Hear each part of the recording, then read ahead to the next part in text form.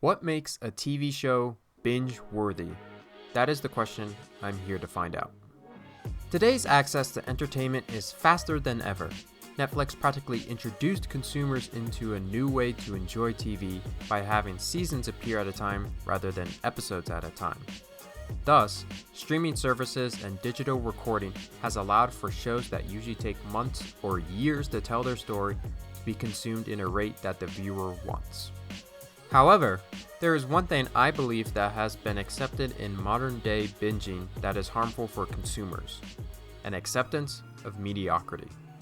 Binging, for some, is a sequence of a constant stimuli of entertainment, which could lead to watching something that is not enjoyable just to have something to watch. TV shows should influence people to discuss and analyze it, while being a worthwhile and entertaining experience.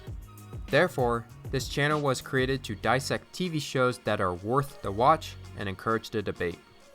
Episode by episode, we will see if these shows have enough depth to make it worth your time watching. With that, let us begin.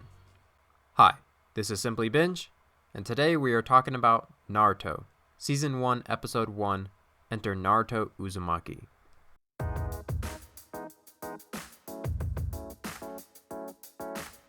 In my opinion, Naruto has one of my favorite first episodes in an anime. Not just because it's fun, but the world building and character development is visible immediately.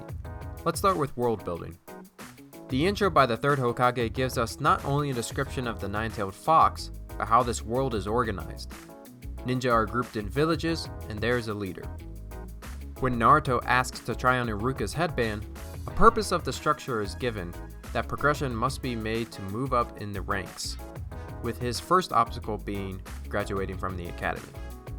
Structure of how a world works is key to showing where the characters are starting from. Naruto wants to become Hokage, but having the world tell him there is an order to progression creates personal obstacles for our hero.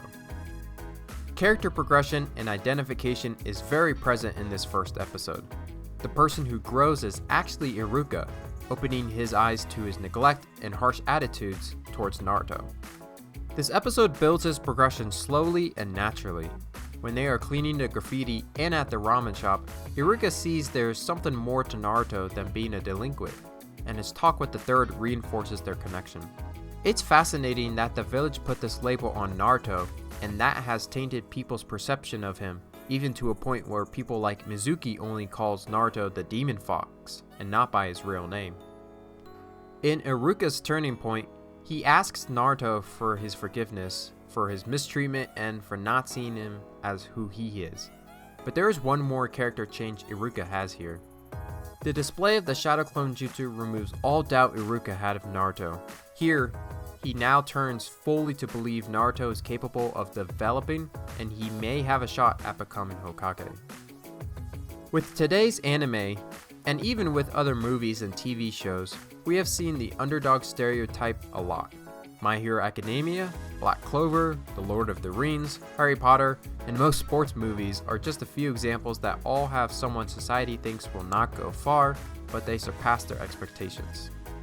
Naruto, on the other hand, has a special characteristic that allows the underdog story to work for this world: being a flat character. Now when I say this, I don't mean he doesn't change. He certainly does and will. What I mean is his goal and personality are the same, and that is what causes the change. Let me give an example. Little spoiler warning for My Hero Academia here. Midoriya is very different from when he started. He started off idolizing All Might and wanting to be just like him. Now he knows he has to be his own person to grow. However, his growth comes from the world impacting him, where Naruto is him impacting the world. I'm not saying one of these is better than the other, both work for their specific stories. I'm just saying that the story of Naruto is exactly what it should be in this scenario. My reasoning will develop as the show continues. Still, he is someone I think everyone can relate with. I can certainly say I did something silly to get attention. Thus, Naruto is a character that the audience knows what it's like to be in his shoes. Let's also talk about quote-unquote the fight in this first episode, and how it is actually really clever. I say quote-unquote because it's nothing flashy, and returners know the kind of fights we'll get later, but it's exactly what this first episode needs. Specifically, about the transformation battle between Iruka and Mizuki, it acts as an introduction for fights in this world. The earlier classroom scene shows that transformation is a base skill for ninjas, but an important one. By having these two use it to trick the other, it works to show the kind of fantasy battles this world could have with a concept we were just introduced to. Thus, it makes for a cohesive and fun duel.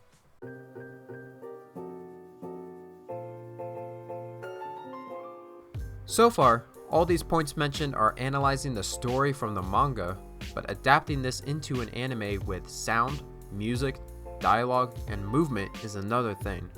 Luckily, Studio Pierrot did Naruto right.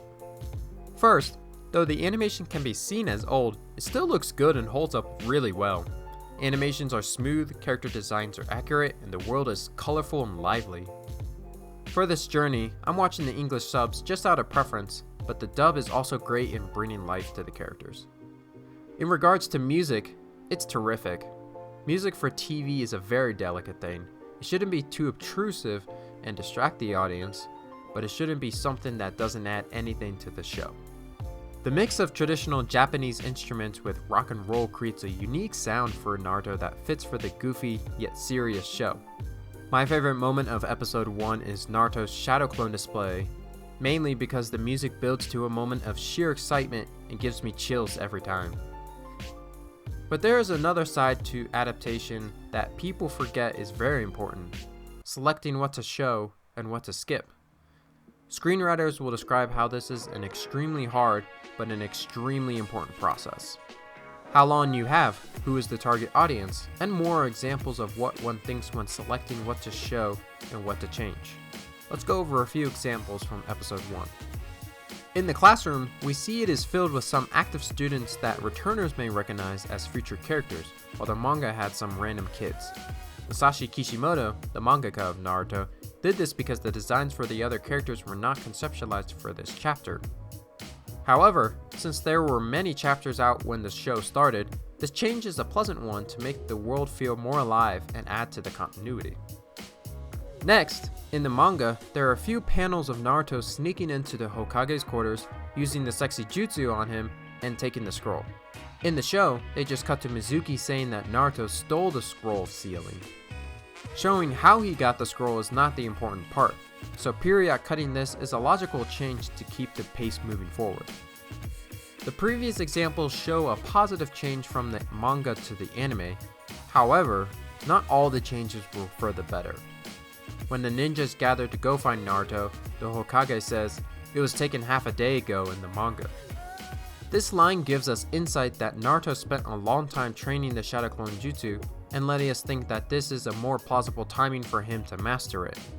In the anime, the line is gone, so we think that Naruto didn't spend a lot of time training because it is nighttime throughout. Cutting a single line of dialogue shows the importance of picking and choosing the right things to adapt into a show.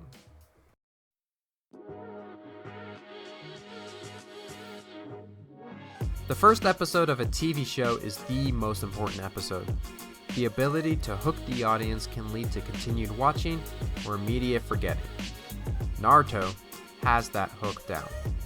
This grand backstory of the ninja world and the characters that we can relate with, to even small details I noticed only this recent time. Things like the sound and visual of the kunai ripping Iruka's vest, or how you can tell that the transformation is Mizuki because he forgot the backstab wound and jacket cuts. As someone who has seen almost all of the show, but knows the entire story, Naruto's start is still as invigorating as ever. It all started with a single moment, a single person who made a kid not feel alone for once in his life. And this is a great starting off point that will begin this long journey to be the greatest ninja. My goal was to show how much a single episode can be dissected and the importance of caring about the TV watching experience. And hopefully, you will keep learning that TV and binging is something that is worth the attention. If you have seen Naruto before, or this is your first time, let me know what you thought about episode 1, and do you think this works as a captivating pilot? Thank you all so much for watching, and I'll see you at the next episode. Take care.